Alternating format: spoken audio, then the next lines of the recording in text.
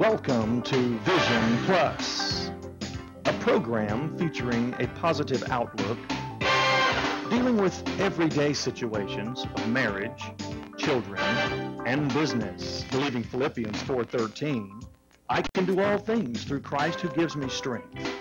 Teacher, author, speaker, delighting audiences from New York to Sacramento with a heart and message for the people today. Bonnie would like to remind you of the 800 number on the screen. Please feel free to call at any time throughout the broadcast and share your concerns. Leave your prayer request and someone will pray with you.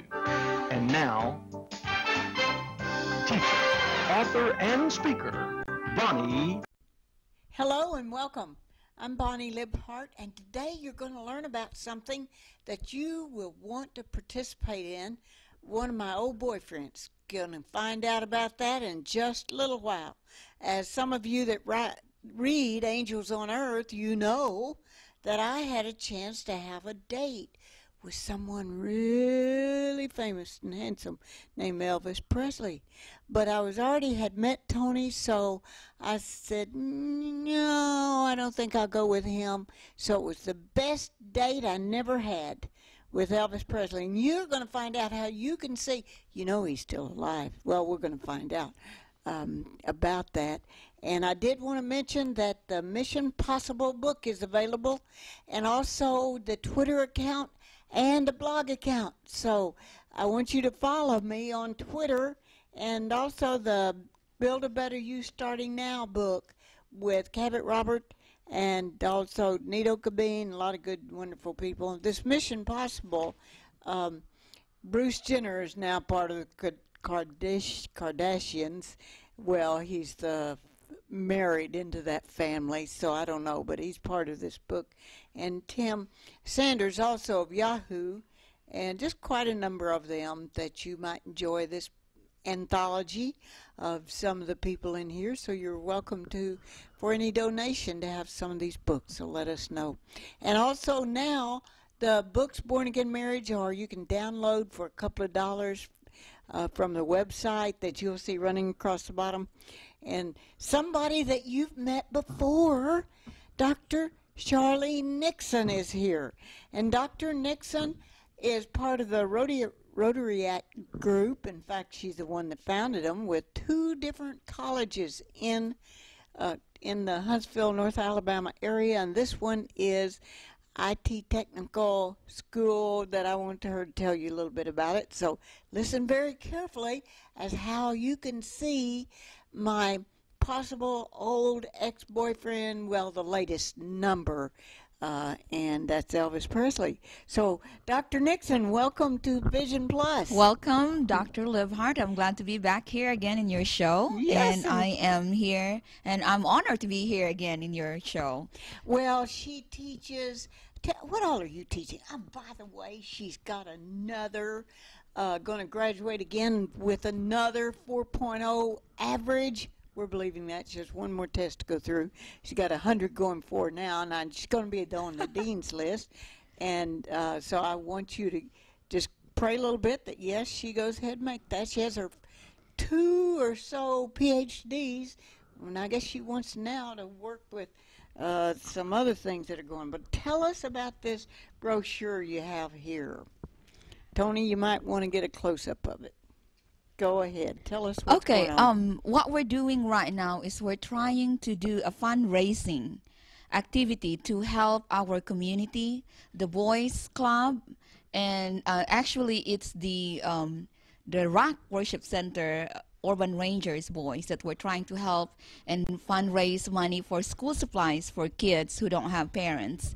And so the money will go to that one. The beauty about it is that we had everything free set up. The band is given us for free. The band is $1,000, and the Holiday Inn in Port Madison, in Huntsville, in Madison, is also giving us the free location as well. So all in all, you know, we have everything free. So all the money that goes in this fundraising automatically goes to the Urban Rangers of our community. So And it's called Rotary Act Club. So why don't you, first of all, tell us exactly what is Rotary Act Club? the Rotary Club is actually, we are a subsidiary member of the Rotary Greater Huntsville Club.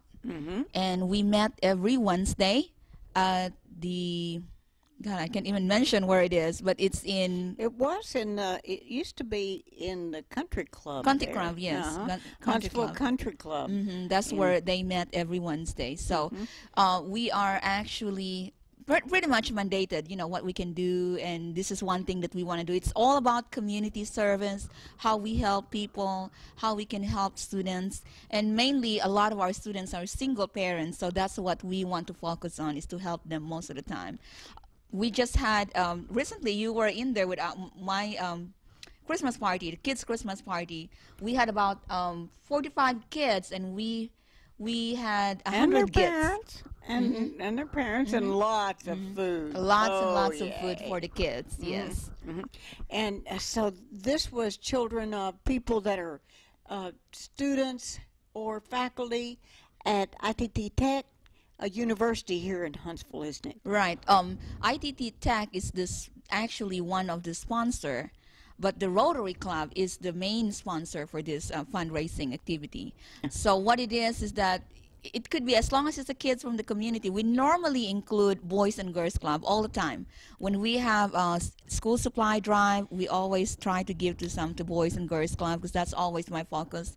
For my kids' Christmas party, the Boys and Girls Club also is, they also attend to that celebration for my Christmas kids party as well. They had a great speaker very recently. One of the Rotary Clubs did. That's Jeff Dowdy, who's an FBI person, that was telling about his work in Afghanistan, some other things. So I understand it was really well received and great.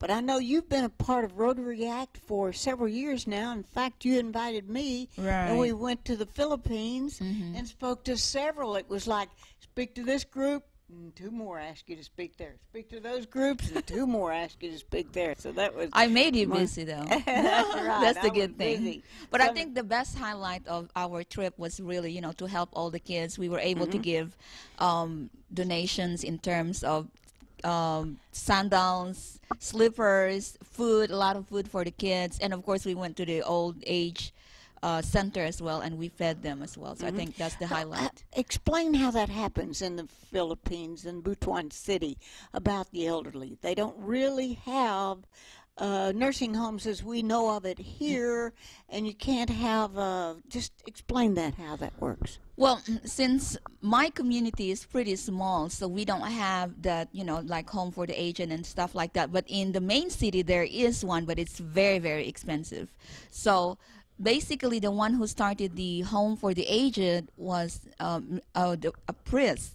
I cannot remember his name, but, he was trying to figure it out. There's a lot of old age running around everywhere, and, their children are not actually taking care of them. So they just put them off on the street, don't they? And then this priest would gathered them up, and someone that had a lot of money actually helped build a whole place for them, and got each one of them a cot and blanket and pillow and food. And I don't know how your friend baked 100 or 200 at one time, but he owns this big chicken place that he did that. I don't know how they do that. How he gets boiled 100, 200 eggs at the same time and have them perfect, but he did it. And they probably have a big, big pan to I'm put it in. sure they do. Maybe it's 3 times or 4 times, with 15 in each pan, and that's probably how they cook it. It was so amazing to me that even though some of the people there had huts with the floors, just dirt floors, but they loved getting a college education. And no matter what their parents did or were doing, they could go on to college. And about what percentage go to college in Butuan City in the Philippines? I would say it's about 90%. 90%. That's the only pride and joy of parents in, in my community and in the Philippines country itself, that, for you to have education is the best that we can actually, That's the legacy that the legacy they leave for their children. Yes, is ma'am. Get them through college. Right. Now, sometimes, though, even though they have a college education, they still work maybe as caretakers, as helping. They don't always use their college education as a stepping stone, but it's there when they can get a better job. So they already have that college education. Because most of the time, to have at least a job in McDonald's or in any other places, you have to have a college degree. It's so amazing. And cleanest McDonald's I've ever seen in all of my lifetime was right there in the Philippines. And I think also that they're so appreciative of the instructors and the people that are there like you. They love you so much, and teaching, and me, they really did. They just I love the way they had every vehicle. What all kinds of vehicles did they have there that we rode on? We had jeepney, which is the famous one, and then the tricycle with 3 wheels on it. And then you also have the tricycle, which is the version of a small bicycle, and they put another wheel, so they call it tricycle. But it's like a golf cart, really. It's as big as a golf cart, or bigger, and so people ride on those, and it's real expensive, like 8 cents, or anyway, not a lot of money to get to go. 8 cents, yes, that's expensive. One place to another, and they're just so kind. You can get on and start riding, then later pay. Yeah, boy, can you imagine doing that in the United States. But one of the things they had that we should do in the United States, and especially Huntsville and Madison, Alabama, is they use the same building for the morning and the afternoon. I mean, your friend, they started like at 6:30 in the morning going to school, went till noon, and then another group started over at noon and went to the till they got 2 full days in the same location, same buildings. We could multiply our resources here in the United States if we'd take some of the ideas that they have in the Philippines. It's just so amazing. You tell about your friends that they go to school and how that works out for them.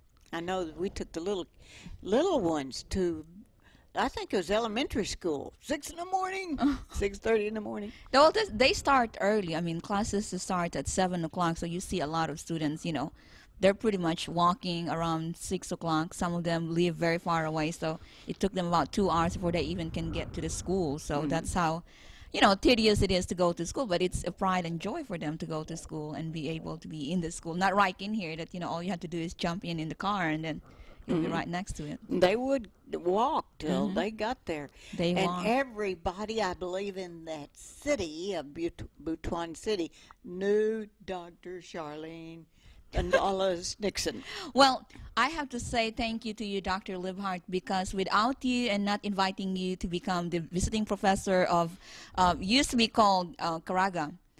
Caraga. Now it's called Caraga State University. Oh, right. So by us going in there, our application actually was turned in to be part of the the university right now. So because they wanted to be university status, and they had to have so many visiting professors from international country. And I just loved the people there, the faculty, and also the students.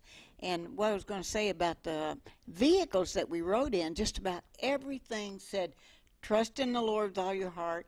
It would say, I could do all things through Christ. All kinds of a lot of banners. Yes, a lot of banners of Christian banners. Right, Christian and you could talk about the Christians right in your classroom. I love that. And I loved even the Budweiser 18-wheeler beer truck said, God loves you and so do we. And the letters had to be 11 inches tall. It was so wonderful.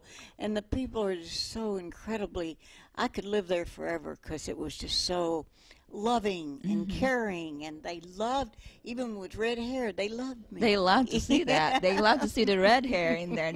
It's so, you're so famous in there. They feel like you're a Hollywood actress. That's what they feel like. Oh, is she from Hollywood or something? Yeah, Hollywood, Alabama. But it was a joy to see, even though they're considered a third world country, that the desire to have an education. How could we? I heard this one person that was talking about they're really wealthy here in the United States, and they wanted to take their grandchildren to the Philippines, especially Butuan City, so that they could get the culture of appreciating an education. Right. And all of the things that they do.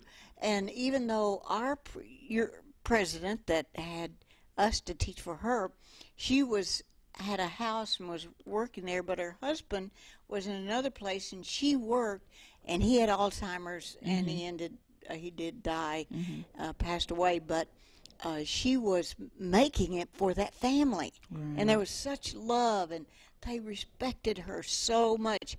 How in the world can we do that here in the United States to get that respect? I don't know. I mean, it starts, I think it starts with you. Basically, when I go back to the Philippines, that even though I teach in there for a long time, a lot of my students will still come to me and, bring their children and say, Dr. Nixon, this is my son and this is my husband. And they're so very respectful. You're right about that. You don't see that in United States most of the time. After they get their grades, they're done with you. Yeah, right. They're out of there. They're out of there. Okay, I got my grades, so. And so many wonderful things that happen that I know that you do a lot of fundraising, like you're doing, for the children here. Same thing you did over in the Philippines. Right. And such amazing things. They worked on our hair at night. We went to what they call the parlor, beauty parlor. Beauty parlor. And they would do our hair, and the guy drove us over there in one of the university college, which is now university. Normus is now a university, state university. He would wait for us while we both got our hair done. And I went back out to the car, and he was reading his Bible. He was a Catholic, and he was reading his Bible. It was just so exciting if they had any little time, they were reading the Scripture and doing what the Scripture said. And they were just the kindest people I have ever been around. And you're just like that. I know why your husband selected you to be his wife. And you already had one PhD at the time, I think, when you two met. Right, I did. And what about now you're getting another degree? Yes, it's a master's. Why so many degrees? You got, how many? You got 2 PhDs? I have 2 PhDs, and I'm actually graduating my master in cybersecurity. I'm the IT chair for ITT Tech, and I've been with them for a year right now, so far it's doing pretty good. But you were at other university teaching in other schools here. Now, you could work with NASA in ITT or some other place if you so desired to do that. Right. I mean, that's the plan. That's the plan. Well, what exactly helped me understand cybersecurity? She comes over here and trains me on Twitter and on scanning and helps me so much, Tony and me. But what is cybersecurity? I know what both words mean, but exactly what do you It's do? actually the most demanding right now. It's the most, I would have to say that a lot of our contract in here in Huntsville are looking for cyber analysts and cybersecurity because of the so many attacks we have from the internet. And cybersecurity does watch all the intrusions and detections that are coming from the internet, the websites and all of that. So, there's a lot of going on in there. We have a lot of enemy outside that are actually wanting to come inside and try to find out, what they can get from us, like fraud, theft, personal identity. Those are one of the things that cyber analysts do.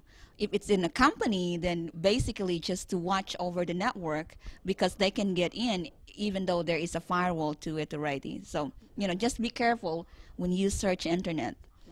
Well, how do you be careful? How do you do that?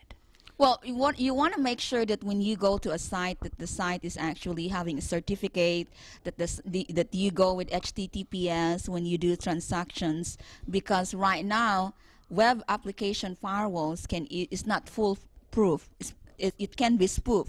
Spoof meaning people can see you and do some, if you do some interaction with the internet, they call it burp, where you can, when you try to send it in, instead of sending to Google, it will go first to their site and then get your information, and then it will send back to you that you actually had a Google site, but they already took some of your IP address and all of that kind of stuff. So, it's kind of scary to look at it, but a lot of the cyber analysts and a lot of the system analysts, that's what they're trying to prevent from happening.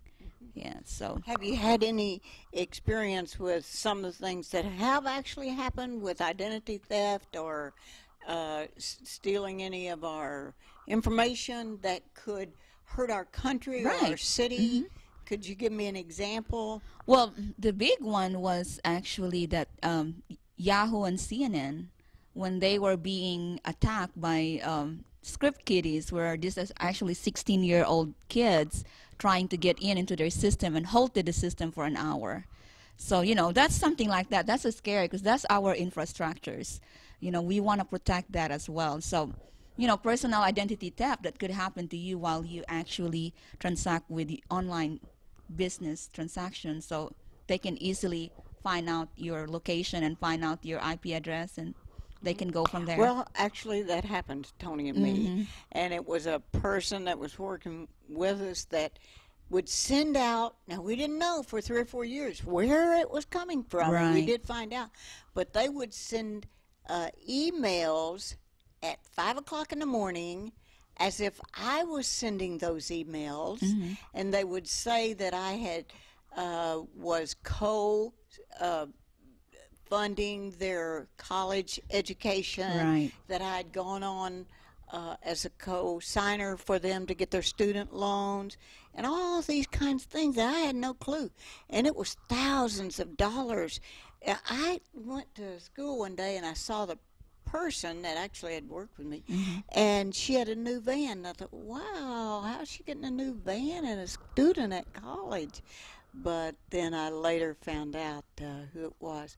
That she could have gone to jail, prison, or whatever, but we just let her pay the worst, a few $1,000s, and she didn't have to go to jail. Now, maybe we should have said, okay, you have to go, because she might have been doing that to other people. Right. You just don't know, and that was a sad thing, too.